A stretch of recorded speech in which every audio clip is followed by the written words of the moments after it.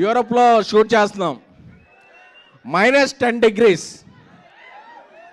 ప్రభాస్ గారు మేము చెప్పాం సార్ ఒక 11 o'clock వరకు కొంచెం చాలా ఇక్కడ ఫ్రీజింగ్ కోల్డ్ ఉంది, మీరు కొంచెం లేట్ వస్తారా అన్న. పర్లేదు డార్లింగ్ వచ్చేస్తాను నేను అని ఆయన 8 o'clock వచ్చి అంత ఫ్రీజింగ్ కోల్డ్లో కూడా ఆయన స్టెప్పులు వేశారు. స్టెప్పులు వేస్తే మాకు అందరికీ బ్రేక్ఫాస్ట్కే డిన్నర్ చేసినంత హెవీగా పొట్ట నిండిపోయింది. అంటే కళ్ళల్లో ఆనంద బాష్పాలు. ఎన్ని రోజులైంది ఈయన ఇలా చూసి అని చెప్పి ఇది అంటే డార్లింగ్ మీరు పర్లేదు కదా, లేదు డార్లింగ్ నా ఫ్యాన్స్ చాలా మిస్ అవుతున్నారు నన్ను ఈ మధ్య. నేను ఒక ఈ రేంజ్ సినిమాలు చేయటం వల్ల, ఆ టైప్ ఆఫ్ కథలు చేయడం వల్ల నా ఫ్యాన్స్ అందరూ మిస్ అయ్యారు. ఈ పండగకి వాళ్ళకి పండగ చేసుకోవాలి డార్లింగ్, వాళ్ళకి ఏం కావాలంటే అది ఇచ్చేయాలి. మార్నింగ్ రమ్మన్నా వస్తా, మిడ్-నైట్ అయినా ఉంటా, వాళ్ళకి ఏం కావాలో అది నేను చెయ్యాలి అంతే అని చెప్పారు. దట్ ఈజ్ ప్రభాస్ గారు. అమ్మ కడుపు చూస్తే భార్య జేబు చూస్తుంది అంటారు కదా. సో యూనిట్లో అందరూ కూడా ఆయనేం ఫుడ్ తింటే యూనిట్లో ఉన్న 120 మంది అదే ఫుడ్ తింటారు. ఎందుకంటే అమ్మ లాంటి వ్యక్తి ప్రభాస్ గారు. సో ఆయనకి తారతమ్యాలు తెలియవు, భేషజాలు తెలియవు, ఏమీ తెలియవు. తానేంటో కింద ఉన్న వ్యక్తి కూడా అదే అని నమ్మే ఏకైక వ్యక్తి ద రెబల్ స్టార్ ప్రభాస్ గారు.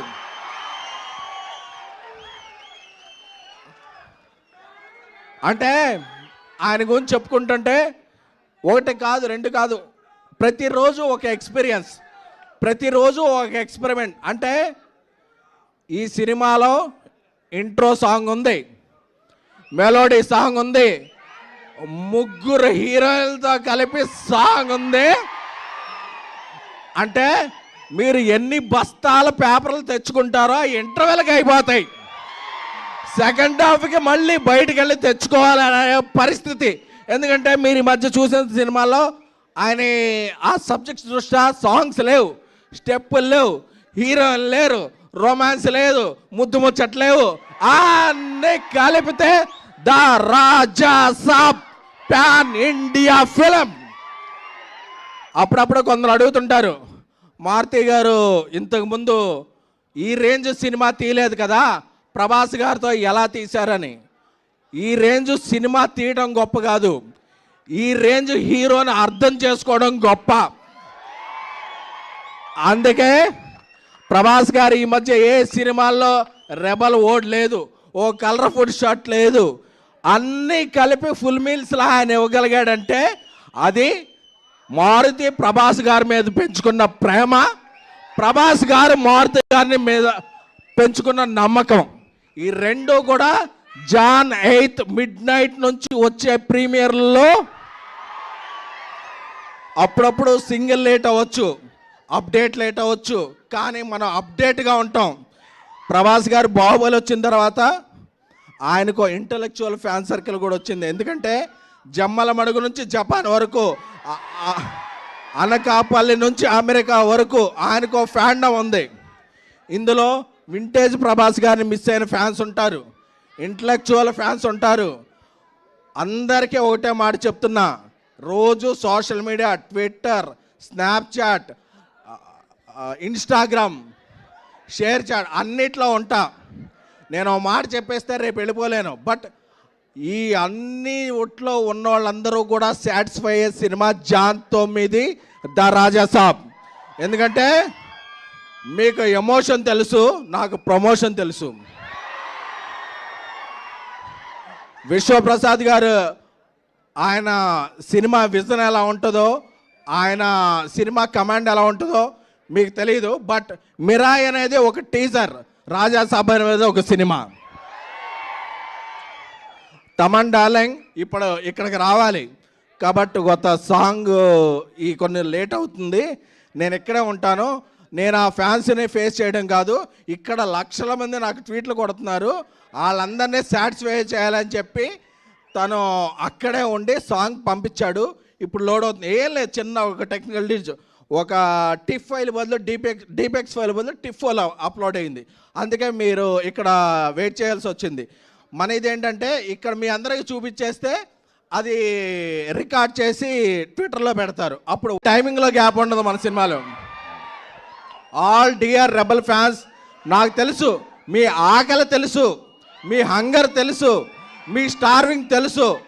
అన్నిటినీ కూడా జాన్ 9th అరిస్తో మొదలైతే ఒక 9 రకాల ఐస్ క్రీమ్స్తో భోజనం చేస్తే ఎలా ఉంటుందో అలాగ మహారాజా తాలీజ్ ద రాజా సాబ్. ఎందుకంటే ఒక్కోసారి మనం పాన్ ఇండియా సినిమా కదా, 6-11కి ఇచ్చేద్దాం అనుకుంటాం. తర్వాత కన్నడ సినిమాలో కన్నడ లిరిక్లో ఒక గ్లిచ్ వస్తే, మలయాళం లిరిక్లో ఒక గ్లిచ్ వస్తే. అందుకని అంటే మనం కూడా ఇంత పెద్ద సినిమా ఇన్ని లాంగ్వేజ్ చేయడం ఫస్ట్ టైం కదా, సో సారీ. అప్పుడప్పుడు నాకు ట్విట్టర్లో వస్తుంటాయి మెసేజ్లు, ఏంట్రా ఇంకా అప్లోడ్ అవ్వలేదు ఏంట్రా అంటే కోపం వచ్చేస్తాయి. అరే ఆగరా, వచ్చేస్తుందిరా అని చెప్పి. ఎందుకంటే మీరు నేను వేరే అనుకోలేను. ఎందుకంటే రాజా సాబ్కి ఇక్కడ నేను ఉన్నా, కల్కికి నేను అక్కడ ఉన్నా. సో అందుకని చెప్పి నా కోపం, ఆగరా నువ్వు టెన్షన్ పెట్టేస్తే ఏ ఫైల్ అప్లోడ్ చేయబోయి ఏ ఫైల్ అప్లోడ్ అయిపోద్దా అని చెప్పి టెన్షన్ వచ్చేస్తాయి. కానీ ఎప్పుడు ఈ సింగిల్స్ అవ్వచ్చు, టీజర్ అవ్వచ్చు, ట్రైలర్ అవ్వచ్చు, ఎప్పుడు ఏ ఫైల్ అప్లోడ్ అవుతుంది కదా, జాన్ 9th అప్లోడ్ అయితే బ్లాక్ బస్టర్ ఫైల్. ఎందుకంటే మీకు టీజర్ రిలీజ్ అప్పుడు టీ షర్ట్ వేసుకొని చెప్పా, మన క్యాప్షన్ ఏంటి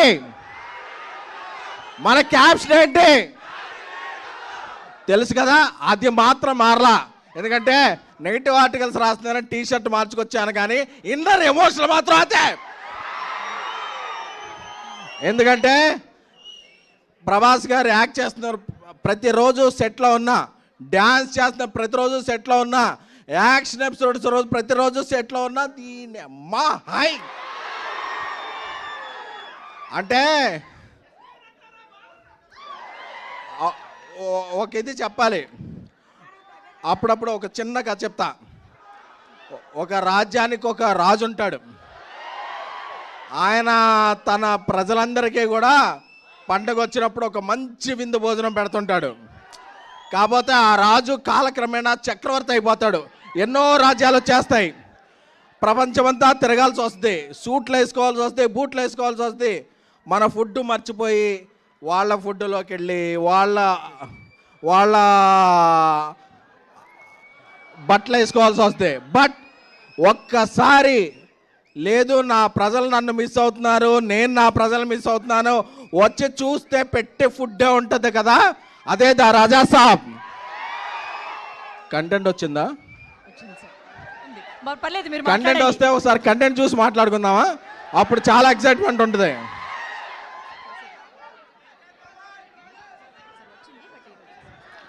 వచ్చిందంటారు, మాట్లాడమంటారు.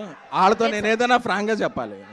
వచ్చింది కంటెంట్ వచ్చింది. వాళ్ళు అరగంట అయినా ఉంటారు, బట్ వాళ్ళకి చెప్పాలి, తమ్ముళ్ళు మీరు అరగంట ఉండాలని చెప్పాలి. 2 minutes లో. ఓకే. సో యూరోప్ లో షూట్ చేస్తున్నాం.